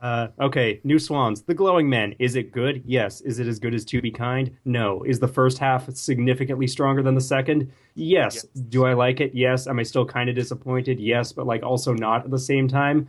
Bottom line, should you go listen to this album? Yes. Done. Is Stefan wrong? On one point, the second half is so much better. I don't know what the hell he's talking about. You've got The Glowing Man and Frankie M, which are two of Swan's best tracks. I think Those both of tracks those. completely underwhelmed me. People are underrating the shit out of Cloud of Unknowing. Those are incredible tracks. Whereas, like, and I'm not saying The Glowing Man and Frankie M are bad, but I guess just given how hyped these tracks were, and maybe it did come through differently on Swan's live set, like, I don't know. I was just expecting a little more oomph, which is what I felt like the album was building towards. Like this being the quote-unquote last Swans album for this current incarnation. Like they put out some of the wildest music of the past 5 years. And so for them to like I wanted them to finish this album by like outdoing Bring the Sun for intensity. They And did. I know some people have claimed that The Glowing Man does that. For me, it just kind of, it doesn't really. I don't know how you can listen to The Glowing Man and I forget the exact wording you used, but I don't know how you can listen to The Glowing Man and not get like everything you want out of Swans. The breakdown at the end of The Glowing Man is some of the craziest shit I've ever heard. And like Gira just goes off. That's the equivalent of Gira just like going off in rap terms. And he just like, holy shit, like it still blows my mind every time I listen to it. I'm like, oh, I know what's coming, but I still can't believe that he's actually going to go there. And then he just fucking does. And like Frankie M, I think, is the most underappreciated track on this album because it's just as good, if not better, as Glowing Man, in my opinion. I think whatever. Glowing Man is like it's much more denser than To Be Kind, which I never thought was actually possible, but it's more dense than To Be Kind. It's a much more slow burn, which I think like compared to Be Kind's immediacy, I want to say.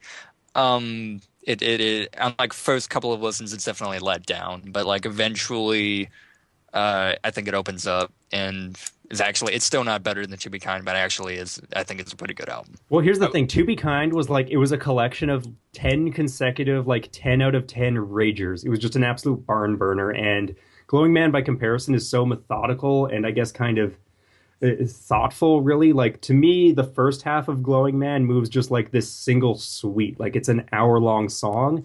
And then I just feel like the second half didn't really carry the momentum over from that as much. It kind of reminds me of the first Swans comeback album that they came out with. My father will guide me up a rope to the sky. Yeah, Which, by the way, like has the best song has one of the best song titles of all time of the album. You fucking people make me sick. Continue.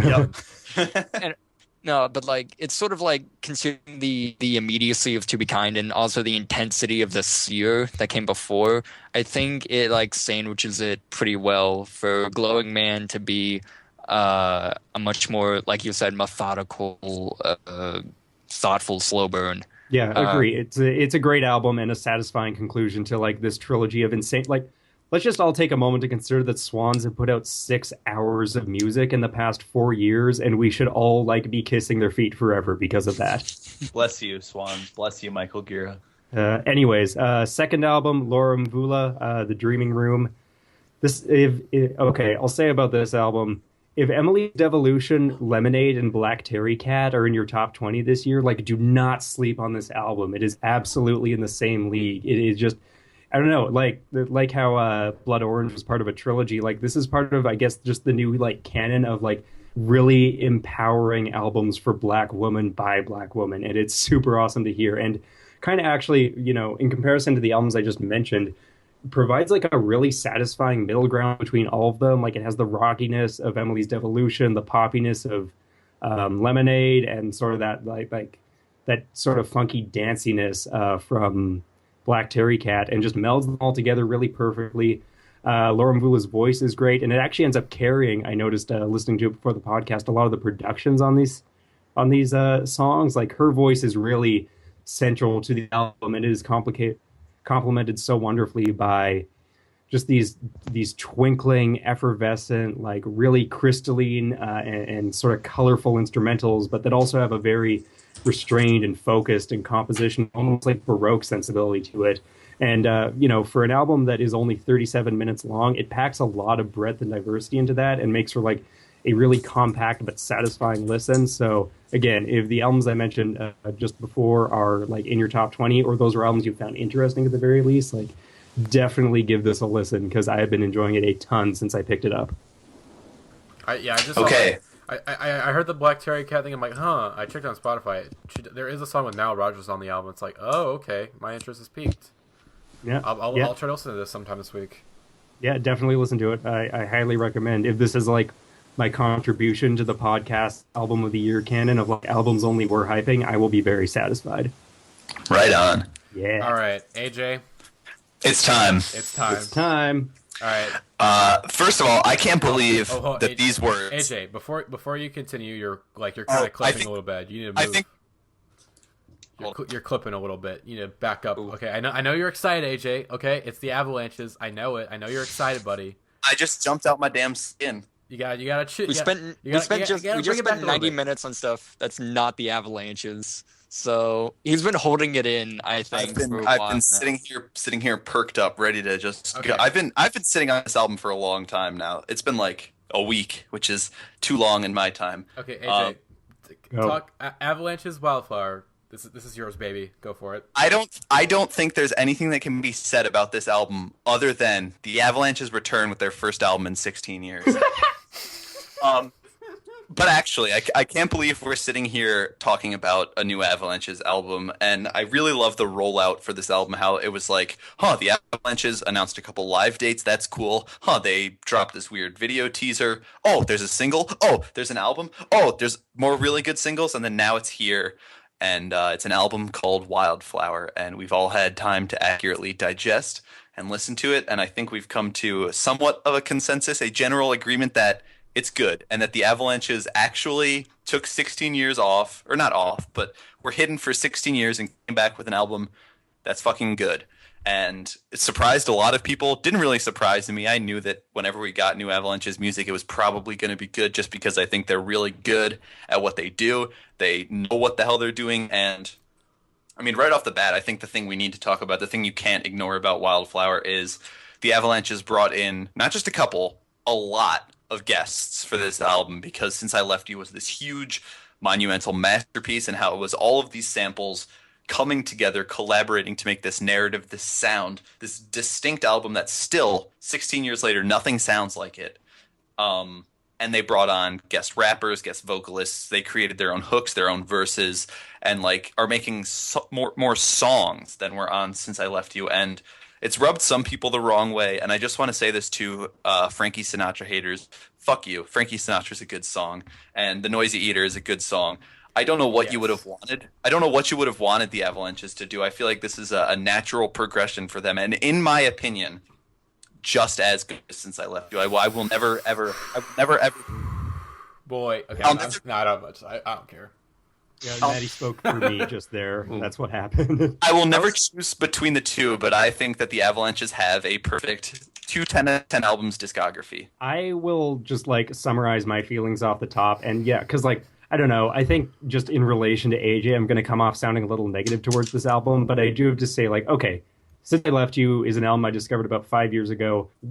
Top 3 favorite albums of all time. I love it so much. It has meant so much to me. And ever since I discovered it, I have been like part of the clan of people just reading and waiting and like holding out that this album was going to happen. And I had such like monumental hype for it. And to the point where I said, like, when To Pimp a Butterfly dropped last year, I was like, okay, this is album of the decade, and the only thing that can top it is a new Avalanches record. And like, obviously, Wildflower didn't top To Pimp a Butterfly, but like, again, I know I'm going to come down negatively on this album, but the fact that the Avalanches took 16 years to release a follow-up to a classic, and it isn't completely disappointing on every level, like, it satisfies my expectations, even though I think it's not perfect. Like, that is a fucking miracle, and all credit to the Avalanches for being able to do that with, like AJ said, all the changes they implemented.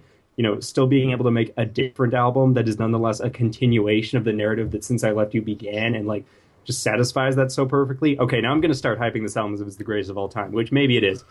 I don't know. I can't complain about this album, and yet I'm about to. AJ, go. My initial reaction to it was just like, oh man, I love the songs that obviously stand out. Because I'm Me is one of the best like introductions.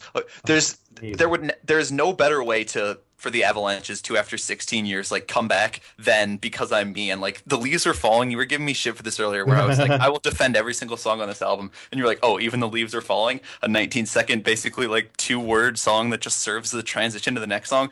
But here's the thing, it's essential just because you can't do Because I'm Me off the bat. No, you're absolutely right.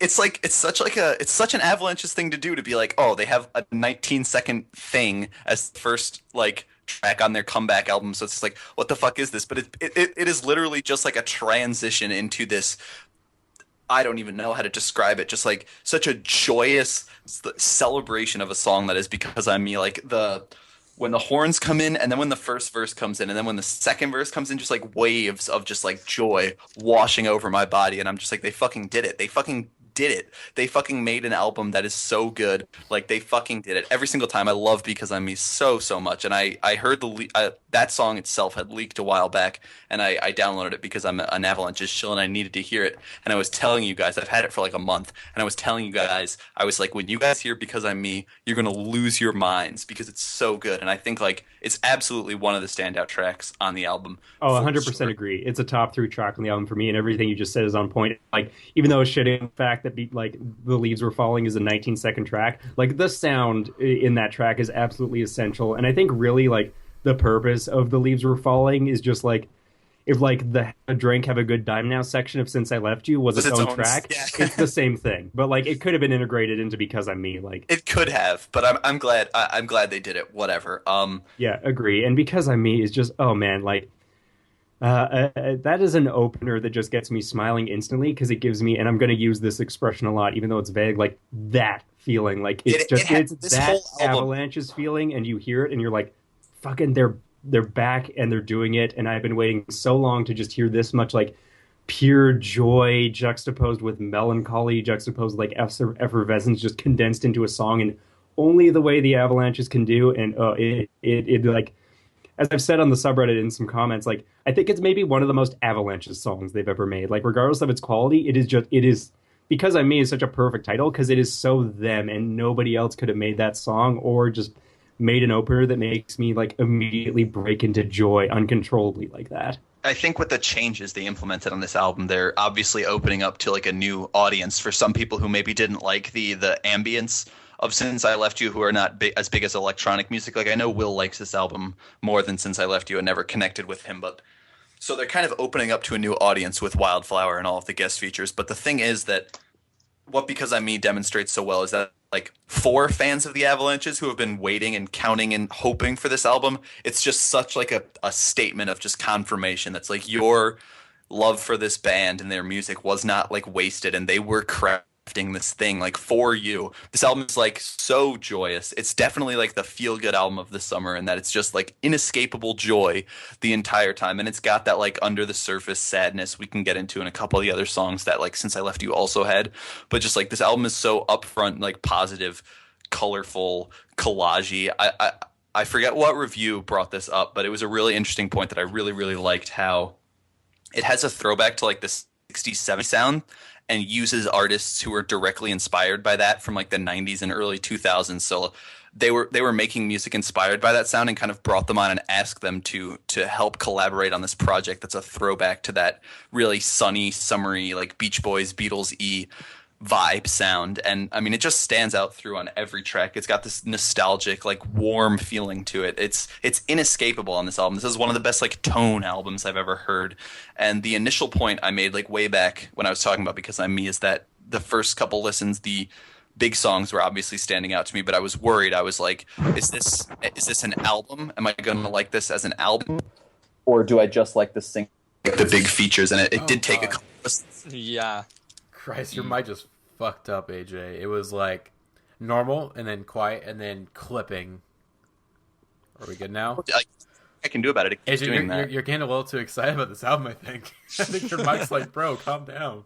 I think I'm gonna like interject here and just like give my little background of it because I was not an Avalanches fan before this year. Like I bought Since I Left You as like a UCD for like $5. I think back in like January or February or something like that, and it immediately hooked me. Like on my first listen, certain songs like Radio and Frontier Psychiatrist just stood out to me, and so I was like, holy cow, this is amazing! I can't believe I've like slept on this for so long.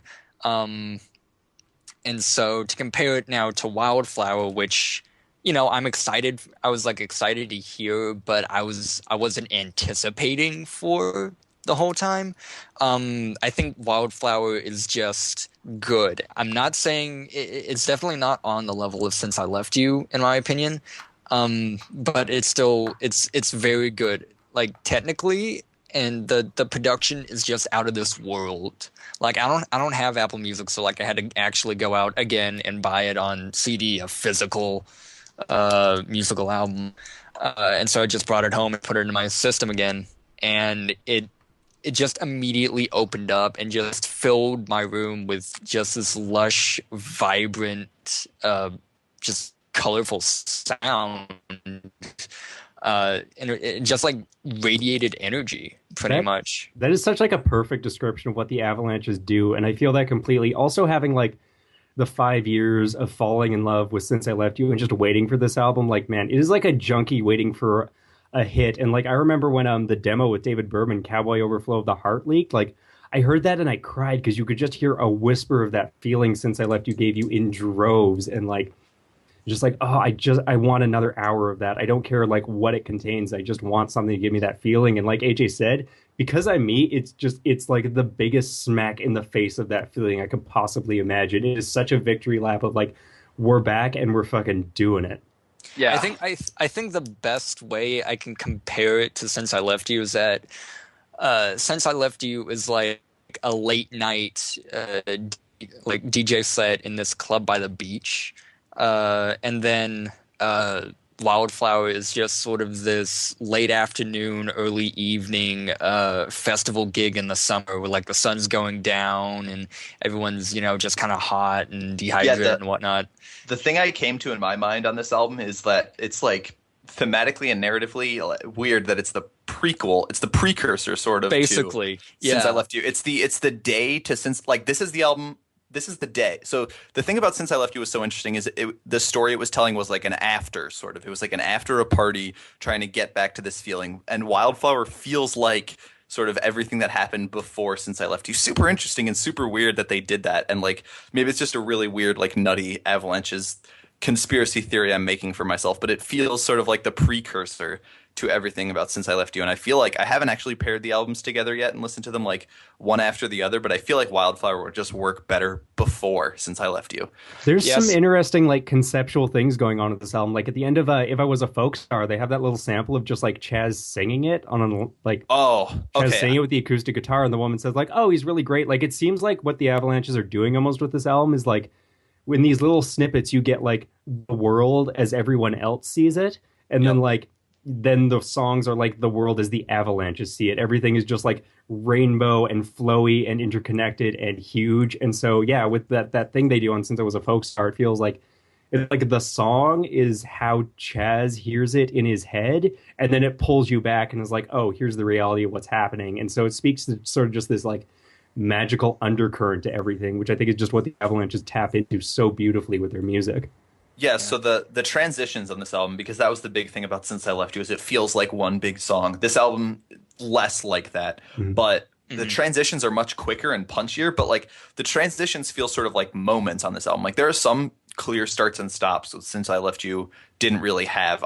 Like Wildflower has sort of these moments that are like hang-ups and rough transitions between songs, but If I Was a Folk Star is a complete standout from that, in that Going Home comes out of Subway, and then right into If I Was a Folk Star. And the end of If I Was a Folk Star has that dialogue you were talking about earlier. And then like, I don't know, it's hard to hear. Maybe it's just the version of the album I downloaded, but like it's hard to hear. There's a guy who says like, come on, I know a spot we can go. And then it goes right into Colors. And that's just like, that's really surprising and just a really standout moment for me. I love that. Just like one little line and then we're whisked away into Colors, which is one of the most like joyful songs on the album, I think. And then right after that, Zap is another great transition track where it's this slow kind of moody beat, and you've got the kid talking about like why he loves flying because you're away from the world, and then he says like the only bad part about flying is having to come back down, and then you get all of this like garbled up radio drama dialogue, and right into the one, the only. You know it, you love it, you hate it. The Noisy Eater. Oh God, Biz Markie. I love The Noisy it. Eater It's is so a good. great track. Okay, guys, It's so good. I haven't said anything so far about Avalanches. You guys haven't let me talk. You guys are so overwhelming. But finally, Noisy Eater. It's so great. Fucking Biz Markie is fucking perfect. It's just a silly, like lighthearted track. I don't really know how you can really hate it at all. So I good. started out If you- hating it, and now I almost hate it so much I love it. Like, Yep, I that's don't know what my reason for it is, but now like every time the beat drops and I just hear Biz Markie going, "I'm hungry," like I just laugh so hard. There are mouth sounds like sampled, like people So chewing, gross. people, like stomping. It's fucking ridiculous. But like, if you can't come away from this album being like, oh, it was really good and really fun, but I really hated that song about the fucking guy eating cereal. Like That's exactly how I feel. like that's it. That's what it's here for. That's true. It completely accomplishes its purpose, and I love it. If you hate it, you're an idiot. You hate fun. That's fair. I don't know. Maybe I do, but maybe I just like also like hate how much I love fun and really love that song. Who knows? Also, yeah, to just touch on what you said quickly about some of the other tracks. Subways, If I Was a Folk Star, like that is the stretch of this album that for me is on par with Since I Left You. It's Like like two I songs. love the Yeah, way it yeah. transitions. And like that really is my biggest complaint about this album, especially in the back half, is it feels like the interludes don't do enough. Like especially the stretch of after the Noisy Eater, like See, this is where like this Live a is where we Lifetime get- Love, Park Music, Living Yeah, Underwater. I'm gonna Something disagree Wild. with Like you on that that could have been one. condensed. we get so we get much. completely opposite right there in that I think the front half. This will divide it into halves, sort of Yeah, before you and can. after Noisy Eater. Let's just do that. Yeah, So let's same way like Frontier Psychiatrist divided Since I Left You. Yes, let's agree that first half is up to Noisy Eater and second half is after Noisy Eater. I think second half is much more like on par with Since I Left You's everything about Since I Left You, and the first half is just sort of a collection of really cool songs. I want to touch on Subway briefly. I think it's the weakest song on the album. I did not like it as a single. I think the way they premiered it was like on a call line, and it was a 30-second hook repeated over and over again, and that's literally what the actual song feels like to me. I like Going Home more than I like Subway, and I Subway actually for agree me, with that, I feel even like, though yeah, I love Subway- Subways. I Subway should have actually been shorter. disagree. I think Subway, it's good, but it should be shorter. It should not be as long as it's only like It's 3 like minutes this- long, but it should be like Yeah. a little shorter. At least like Well, it's my- 2. yeah.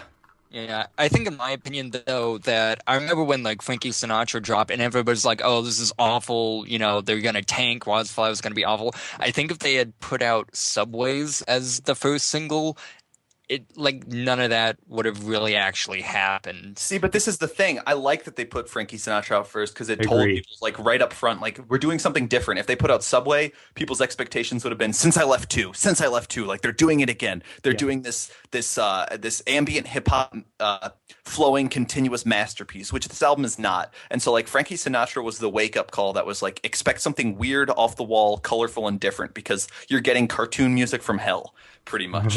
Yeah, And I think I can agree with that. Yeah. And I will say, Stefan, you're saying that the transitions on the second half are bad, bro. The transition between Living Underwater and the Oh my Wizard God. of is mind blowing. Okay, I will agree. I absolutely adore that transition, but I think Live a Lifetime Love, Park Music, and Living Underwater could have been condensed into one track. Like, I See- don't think you needed 3 tracks of just not a whole lot happening They between have Harmony that- and Wizard of Iz. They have that feeling of like that's to me that those 3 tracks you just named to me are where the album gets the absolute pinpoint closest to Since I Left You, and that it's just it feels like it's kind of jumbling around. And I really think people need to listen to Live a Lifetime Love more because like It's so good. It's so the good. dialogues on like in between the song and then the lyrics on that song, I just think people don't people must tune out when the lyrics on that song. I don't know how that song is being talked about more. Like, holy shit, the lyrics on that song are just like, I don't even want to like talk about it because it's just like, wow, you like listen to it one more time and like just pay attention to what the rap verse is saying, because like, holy shit, the Avalanches like went there. It's unbelievable that this song does that. And then Park Music gets like continues that. It's unbelievable. Like, that to me is a standout moment on the album. Like, holy shit. Oh yeah, like, I'm absolutely gonna have to like listen to those moments more, and I think that's the big asterisk we need to put over this episode is like, this is an Avalanches album. No one is going to like know the details of this album for another 5 years. Like, it is going to take so much listening to fully unpack what is in there, and like already since I started listening to it, I've discovered so much and snippets of like the opening of Kaleidoscopic Lovers. If you go on like YouTube and search Avalanches Live, there's a video modular posted in 2007, and there's a snippet of Kaleidoscopic Lovers in there, which is insane. Like, that song is at least 10 years old, and that blows my mind. I think the Danny Brown verse on Wizard of Is was recorded years ago. I think it sounds like probably. Oh, yeah. Danny Brown has been talking about Frankie Sinatra and Wizard of Is for like upwards of 4 years now, I'm pretty sure. Like I think the verse on Wizard of Is was recorded like when he was making Triple X. Yeah, agreed. But or after, I would say definitely after. I would say immediately after Triple X. Hot take though, since we're on the topic of Danny Brown, I don't really think he's like essential to this album in like any way. I think his Wizard of Is verse is much better than his Frankie Sinatra verse. I agree, and I think this actually points to a major thing that like is kind of the deciding factor between whether or not this album succeeds with its collaborations. With Wizard of Is, like, the music almost kind of gets out of the way and lets Danny do its thing. They're not fighting each other, whereas I feel like on some of the tracks, like on Frankie Sinatra, like Danny Brown is fighting the instrumental. They're grappling for control of the track, and it doesn't make the tracks bad, but they lose a little bit of their chemistry. Whereas like the way Wizard of Is just ducks out and compliments Danny so perfectly, and his verse is so poignant, like that's what I wish more of the collaborations on this album were like. Like when they're seamlessly integrated into the tracks. Like, if I was a folk star, Chaz sounds like a sample, and it's perfect. It's perfect, yeah. And when the collaborations sound like samples, that's when this album works best. Yeah. I think Frankie Sinatra's the moment where the collaborations stand out the most. But what I said about it as a single was, listen to that song like the verses are used as instruments, which is you have to be sort of mentally doing it to yourself, but don't be like Danny Brown's verse, MF Doom's verse, got to analyze those lyrics. Just kind of look at those as sounds. Treat those verses as sonically as possible. And I do think Danny gets a little too sexually vulgar and deviant on that song, just because it definitely just sticks out in the context of the album, where it's like, took your bitch for oysters, now my tongue on her pose, haha, that's Danny Brown, funny, very funny. Doesn't fit here, but whatever. I listen to that song now as those vocal verses as sounds used that way as instruments, and that's why I love Frankie Sinatra. But I get that people can't do that. That's actually a very good method of listening to that, because you're absolutely right. And that's why I think, like, I don't know, people kind of shit on Doom's part too, but I think it works the best because, like, Doom's just his way of doing things is very rhythmic, and it's not so much about the words as it is like the cadence of what he's saying, and it gels very well with the track compared to Danny. But like, maybe I'll have to listen to Danny. The moment where Doom kind of like he gets going for a little bit, and then he just kind of stops, and then like that comes in the background. I love that moment. Like, I forget exactly where it is. Hold on. No, I know what you're talking about. Like that little that up and down piano sample comes in and the choirs come in. That's a really great, very cartoonish, like signature Avalanches moment, and that they're building it up into like almost like this kind of theatrical Bugs Bunny short of music. It's a 225.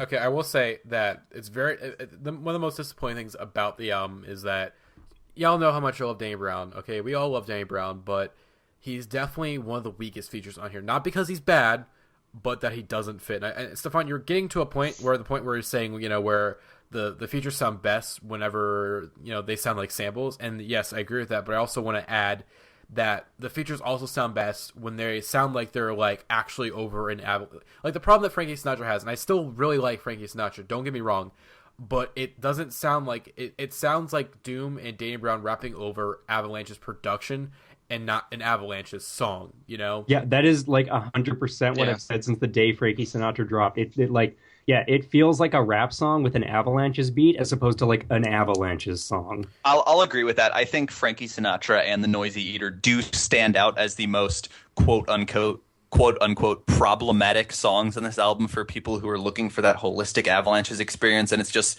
sort of like, what the fuck is this? Like, why is all this rap happening on an Avalanches album? But I personally like them, and I get that that's the big vault a lot of people have to get over, is like, rap versus my Avalanches album? Huh. That is exactly how I felt at the beginning, and I'm starting to like, I don't know. The thing is, the difference is like almost rather because they're such different albums, you have to distinguish them. Like, are you looking for a Since I Left You experience or a Wildflower experience? And I started out with this album looking for a Since I Left You experience, but like, no, this is a Wildflower album, and like, Wildflower has features, and a lot of the time they work, and like, that's just what the album is, and you can't really compare them on that level. We didn't get all the way through, but I want to just hint full circle a little bit here. I think I've listened to this album the most out of all of us here, and probably in the chat.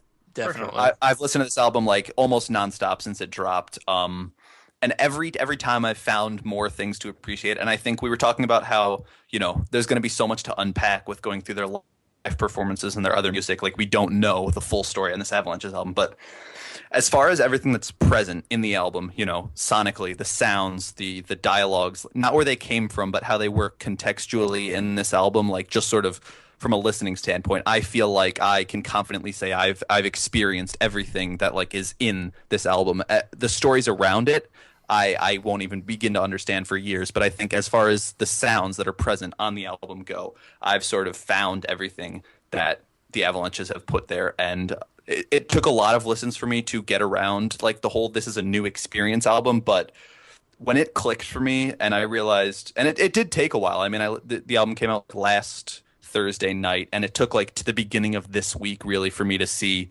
it's that back half. Once you fall in love with that back half like I have, and it may not happen, but sort of once you see the tones and the nature of those couple tracks, the ones you had pointed out, Park Music and Live a Lifetime, Love Harmony, once you get what those songs are doing, you really see what Wildflower is in such a different experience than anything else out there. And it's just such a joyous album. And it is a concretely, objectively different experience from Since I Left You. But I've come to appreciate it holistically for what it is. And that's why I can say I put it on the same level as Since I Left You, because it's just an incredible work, what they've done. We were getting through the track list. Actually, we're about to get to what is, I think, my like favorite moment on the album, which is Over the Turntiles into Sunshine, because Sunshine again is just such a glowing like confirmation of just like, oh, that, god damn it. Over the Turnstiles like is that instrumental churning, you're getting there, and the transition happens right when the vocal sample on Sunshine comes in, and it's just mind-blowing. It's just so positive and so fun and so like glowing, and then Sunshine fades out, kind of takes you through the end of the album, which the last three tracks for me are, I think, like a whimper of a conclusion as opposed to a bang. And whimper's a bad word because I don't mean that way, but the album doesn't, like, Since I Left You came to I would say like an upwards conclusion, and Wildflower kind of rides out, which is a good way to surmise the differences between the two albums, and that Since I Left You is building to this like realization. You know, the last track on Since I Left You, you get the whole context for the sample and for the album's title, and you're just like, wow, that's what it was all about this whole time. And Wildflower kind of forces you to reflect on the experience you've had while listening to it. I guess the last three tracks are very like somber and reflective.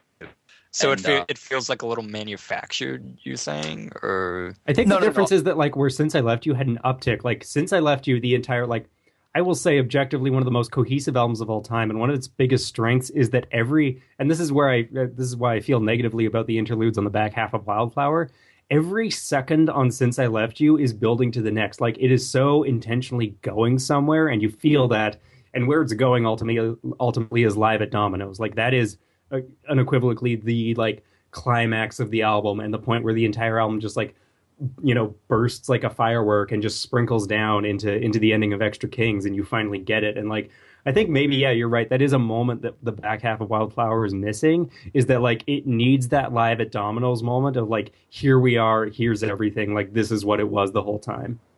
I can talk to that a little bit. How, man, I forgot the way you worded it perfectly, in that every moment in Since I Left You was building upon itself, and you kind of find yourself enjoying every moment. I will flip that for Wildflower, and that every moment is like, hey, here, enjoy this. When you're not trying to force Wildflower to make sense conceptually, like in that it takes a little bit of like thinking on your own part. If you don't expect this album to be, which is hard for an Avalanches album since we only have two and since we've had Since I Left You for so long, but for me personally, like coming to love Wildflower was the experience of getting over, okay, this whole thing doesn't cohesively flow like Since I Left You did, but each song kind of lives in the moment, and the feeling, the emotions are just as conceptual as Since I Left You was, and just as cohesive as Since I Left You was, but it's harder to grasp. And this is bad advice, and this is the shittiest advice you can give, but the only way I can say like you'll come to see Wildflower the way I did is if you listen to it more. Listen to it in the highest quality you can find, and just listen to it more, and you'll see it's there. I think Wildflower will be regarded just as highly as Since I Left You is. Literally get Stockholm Syndrome for this album. That's the only way to enjoy it completely. No, I do agree with what AJ's saying, though, and I feel like that's going to be the case for me. Even if I see it like, even if I just come to see it a notch below Since I Left You or whatever, like, yeah, this is an album that requires you spend time with it, and like I really haven't spent enough time with it to like have an opinion, even though I'm expressing my feelings on it right now for the sake of this podcast. Like, yeah, I need another year or two of listening to this album nonstop to really be like, okay, Wildflower, here's what it is. And I guess AJ got to that point in a week, but yeah, you're absolutely right to talk about it in those terms. Don't say like a week. I would say like AJ got there at like 50 listens. Yeah. So of which I have maybe a fifth of that, which is possibly and most likely why I'm where I am with this album right now. But the thing too is, I think this is a good point to kind of wrap things up on. Is I've listened to this album so much. It's possessed my life basically in the week it's been out, and talking about it so much has only made me more excited to like basically as soon as we're done here go listen to it again, because I just want to see these moments as they happen. They're still so fun and so like upbeat, and like obviously this is at the top of my favorites of the year list with Psychopomp as just like a masterpiece in music. I think Wildflower is an absolutely incredible album. Yeah, hearing you talk about this album like makes me like this album more. And the second this podcast is over, I'm gonna go do exactly the same thing, because like now that I understand these moments in a new light, I totally want to go back and relive them again. I feel sort of like the champion of this album. I feel like at least among our little circle, I've definitely listened to it the most. And so when people talk about it and like these reviews come up, I'm like, no, you don't get it. You don't understand Wildflower, but people will get there, I think. And if you're like an Avalanches fan who's having trouble with Wildflower and you're like, oh man, I don't like this new direction, my advice to you would be just wait until you want to listen to a song like Live a Lifetime Love or Living Underwater Again, or you go, hey, I really like the way Over the Turnstiles transitions into Sunshine, or what does Zap even sound like? That was me for a while. I was looking at the track list and I go, I think I have an idea of all of these songs, but what the fuck is Zap? I don't remember that. And go listen to Zap and go, oh, that's Zap. I love Zap. Yeah, those two songs, like Zap and Light Up, I don't remember what they sound like, which is to the album's credit that it integrates those songs so seamlessly. But like you'd also argue that's maybe because those moments are less memorable, but will probably, like you said, grow more memorable with time. It's a grower, and it was faced with the natural challenge of being the follow-up to Since I Left You. And what I admire about it and what the Avalanches did is it's so confident. You like go look at the Avalanches' social media, and they're so confident. Like people are saying, well, it's not Since I Left You. Like, why couldn't you give us Since I Left You? But they're so confident in what they've done, and they know that in time people will turn around and be like, hey, you know what, Wildflower, like fucking right on. That album did something new. That album did something different and did something fun and colorful and vibrant, and I fucking love it. Wildflower is a classic. Ooh. Fuck you, Anime, you fucking assholes who gave Arctic Monkeys a 10 out of 10, especially AM. Fuck Enemy harder than anyone deserves to be fucked. I liked the comment I saw recently that was like, NME rates an album at how British it sounds. Yeah, exactly. That was a very well, that's why they gave Wildflower a 2. It's Australian. It's half British. 4. It was a 4. It's very American, though, in my opinion. Like, the Avalanches are Australian, but this album is super American. It's very indebted to American music, no doubt, but definitely filtered, like if you just go on I'll see if I can find it, because I'm on the Wikipedia page right now, like, the way they describe the concept of the album, like, yeah, the Avalanches have described the album as a big road trip in a wide, expansive country like Australia. The group look back on their teenage years of driving around the country and suburbia listening to music, and it's supposed to capture that feeling of growing up, jumping in the car and hitting the road with a six-pack and heading out to the bush. Like, it is absolutely like Australian teenagers listening to Americana. Yeah. All right, so I think I don't have. I mean, also just one little quick note. I do love how after the Noise Eater, which is like the most like childish track, like be on a fucking like it's like fucking Sesame Street, like the greatest Sesame Street song of all time. Like right after it, you have like this little sample, you know, have a bowl of ethereal cereal, and you have like a sample guy going, cereal. No shit.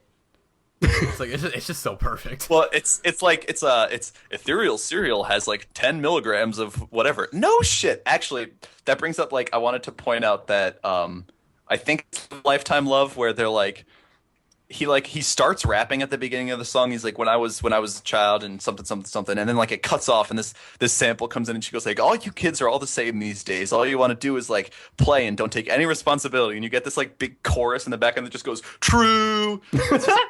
Jesus Christ. How did I not notice that moment? That sounds incredible. God damn it, AJ, you're going to make me love this album more. That's what I'm saying. I'm literally saying that there's just stuff people like haven't realized about this album that they will. And like that's the only like there's so much in there. I've listened to this album too much, which is why I love it so much. But like just trust me in that I'm saying that there's stuff in this album that is so fun and like deserves to be listened to a lot. Although I will say, and maybe this is just because it's Apple Music and like the vinyl version that I woke up way too early in the morning to get will like fix this, but like maybe one of the technical issues with the album is the mix in that like some stuff is too quiet and some stuff just doesn't hit hard enough. Like even though I love Subways, doesn't really hit. Same thing with like colors and harmony. I want those songs to just be bigger, wider, more in my face, and they seem like almost like a little just too quiet in the background for me. But I really hope the mix like on vinyl like completely expands the spectrum of sound that I know is in those tracks because it is the Avalanches and that's what they do. Yeah, I can't speak on the vinyl mix, but the CD mix is it's incredible. I'm literally about to go drive to Target and get the CD, even though I have the vinyl like waiting at home for me. And just because the Apple Music mix is so like underwhelming in my opinion, like it's not bad. The album's not bad to listen to, but there's like there's the slightest delay between The Leaves Are Falling and Because I'm Me, and I'm like that's inexcusable. I will not have that. I will not. Yeah, like after hearing this album on CD, like I can't comprehend listening to this on like Spotify or Apple Music or in any form digitally, just because it feels like a CD album. Like I want to own this album on CD. Like it does, like anything digitally for Wildflower, I think is a disservice to it because this is very much an album that you're meant to hear physically. Yeah, I will absolutely like keep that in mind when I don't know, get my vinyl copy in like 6 months or whatever because the fucking Canada Post lockout. But anyways, yeah, maybe I'll just get the CD. Who knows? I think that's pretty much it. I said it's a classic already, so I don't know where else we can go. Okay. Shout out Marcel, by the way, giving it a 3 out of 10, the same score that he gave to Pimp a Butterfly. So fuck Marcel. I mean, remember that time of the podcast where I called out Marcel and then Ethan literally got mad at me about doing that? And I had to make a disclaimer at the beginning of the podcast saying, hey, anything I say is not representative of the entire podcast just because I diss Marcel. Oh yeah, I was on that episode. I remember that. I'm just gonna go out on my own and say fuck Marcel. All right, perfect. But yeah, I mean, I didn't get to say. Here's the thing: I can't say much about this album because I think AJ and Stefan, you guys kind of said everything that I want to say. It's a very good album. I definitely need to listen to it more because it is a grower, like AJ says. It's definitely gonna be like you really have to keep listening to it, like, but because when it clicks, it hasn't quite. I know it's good, but it hasn't had that moment where it clicks and it's just like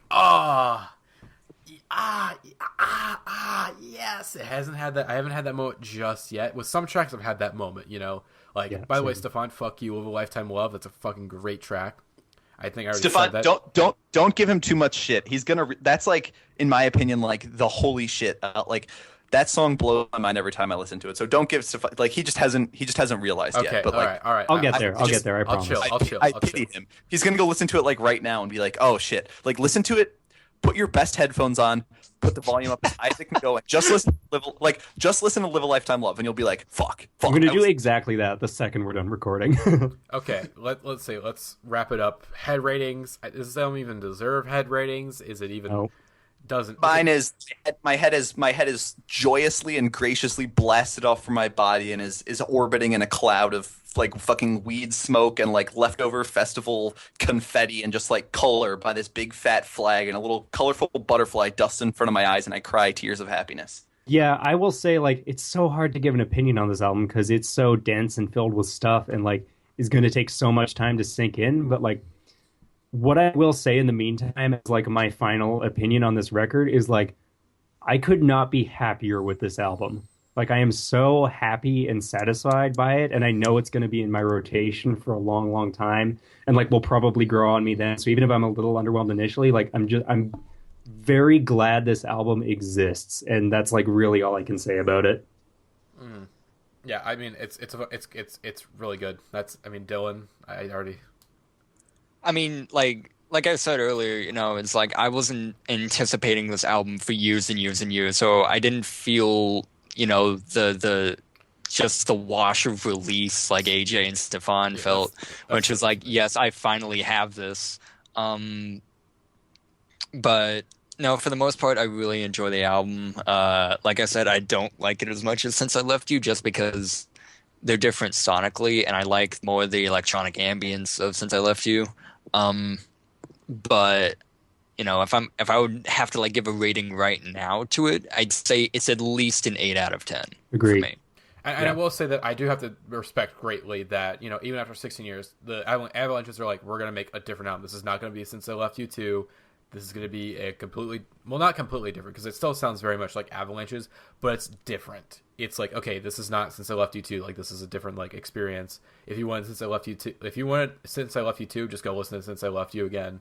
Like, you're not going to get that. Like, you're going to get something different. Which I respect gratefully that, like, because certain artists, you know, they wait 16 years. It's like, well, I got to satisfy the fans, you know, I got to give them what they want. It's like, no, they at the end of the day, they were all about their art, and this is what their art was, and I have to completely respect them for it. And the art is great, too, you know. It's not like a Kid Cudi situation where he's like, I made the album that I wanted, man. Well, the album's garbage, man. I don't know what to say. But yeah. I mean, even if you don't like Wildflower, I don't think it takes anything away from the Avalanche's legacy and Since I Left You's legacy, which is as it's one of the best sample-based electronic albums personally I've ever heard. I demand you remove one of from that sentence. Like I kind of consider Since I Left You like the flip side of Introducing. Like Introducing is sort of kind of urban and dark and a little mysterious. Since I Left You is a bit more happy and joyful and fun, pretty much. Oh, did y'all hear that? Was that thunder? That was thunder. That was okay. That is a sign that we should probably start wrapping things up. Okay, ladies and gentlemen. Very, very quickly, I want to briefly talk about. We already talked about it a little bit. Pitchfork. So, if you guys don't know, a number of us from the podcast are going to be out at Pitchfork. Myself, AJ, Jeremiah, Josiah, Jake, and Alex. We're all going to be at Pitchfork. We'll probably put some details on our Twitter account about like meetups, but if there's anywhere where you want to meet like all of us, I think almost everyone is going to be at the Car Seat Headrest set on Friday. So if you want to find us, that's like probably the place where you'll find us all. But we're all gonna be scared about, you know, through the area. You know, I posted my schedule of like the shows of the sets that I'm seeing on Twitter. Hopefully the rest of the gang kind of does that. I'll probably retweet everyone and go, hey, if you guys want to meet up with us, we'll probably be at these sets. And I'll probably be like walking around. Probably, of course, like there's gonna be some off time, you know, that sets that I don't want to see. So I'll probably be, you know, hanging out like some vendors and whatnot. But yeah, we'll hopefully have some more details. I will sign anything you bring me. Yes, please. I imagine. I think people, and I know if there's people are gonna recognize me from Twitter. I know that people who don't listen to the podcast and go, "Oh my God, you're that guy who wrote on Twitter one time the Shrem Life of Zach and Cody. I love your tweets." and you hate Currents too. I hate you for that. But just wear a shirt. Currents is a bad album. Hey, if someone at Pitchfork, if you're listening, please I'll bring my Leak It Deek shirt. I wrote Leak It Deek on a white T-shirt when I went to see Animal Collective. So I'll bring... Absolutely wear that. Oh my God. All right, but yeah, we'll have more details. Hopefully, vlogging is hopefully we can get out some vlogs. I'm not sure if we're gonna do a daily vlog for each day or we'll just do like a one big vlog for the entire event. I'm not entirely sure what we're gonna do yet, but most likely just the one big vlog because I'll be too tired to do a daily vlog. Christ. Oh, we're doing it daily. We're doing it live. We're doing it. Okay, how about hold on. I want to We'll I want to figure put this out there. Star Wars Celebration is the same time Pitchfork is, and we're going to be getting a new Rogue One trailer, and we're probably going to be getting the first teaser for Episode 8, and I want someone there. It'll probably be in our Airbnb afterwards. I want someone to film my reaction my first time watching the new Star Wars trailer, because you will get me crying on camera, and you will have that over me forever. How about AJ and Jeremiah just periscope each other the entire weekend? How about we have a live listening session of Psychopomp with Jeremiah and AJ doing we can album commentary, the sequel to album commentary. Perfect. Okay. Anyways, we gotta wrap the podcast up. Hopefully, you guys enjoyed listening. Sorry, this one was so goddamn long. There was so much shit that happened in the time that we were gone, and avalanches, and oh my god. But yeah, hopefully you enjoyed listening. We'll be back Thursday, Friday for the special Pitchfork episode, which, oh my god, it's happening in like less than a week. I'm so oh my god. I leave, my train comes on like Thursday morning, and I'm going to be meeting some of you guys for the first time in real life, and we're going to go see a bunch of awesome bands and in Chicago, and it's just, I'm really excited. I'll just be up here being a lonely-ass Canadian. We'll FaceTime you, Stefan, okay? It's going to be okay, that'll baby. make me feel better. All right. I think AJ said he was going to FaceTime me the entire OBN set. Yeah, I'll record that one for you. Oh, all right, God. thanks. All right. So hopefully you guys enjoyed this week's podcast, and we'll see you next time. Bye, guys. Bye.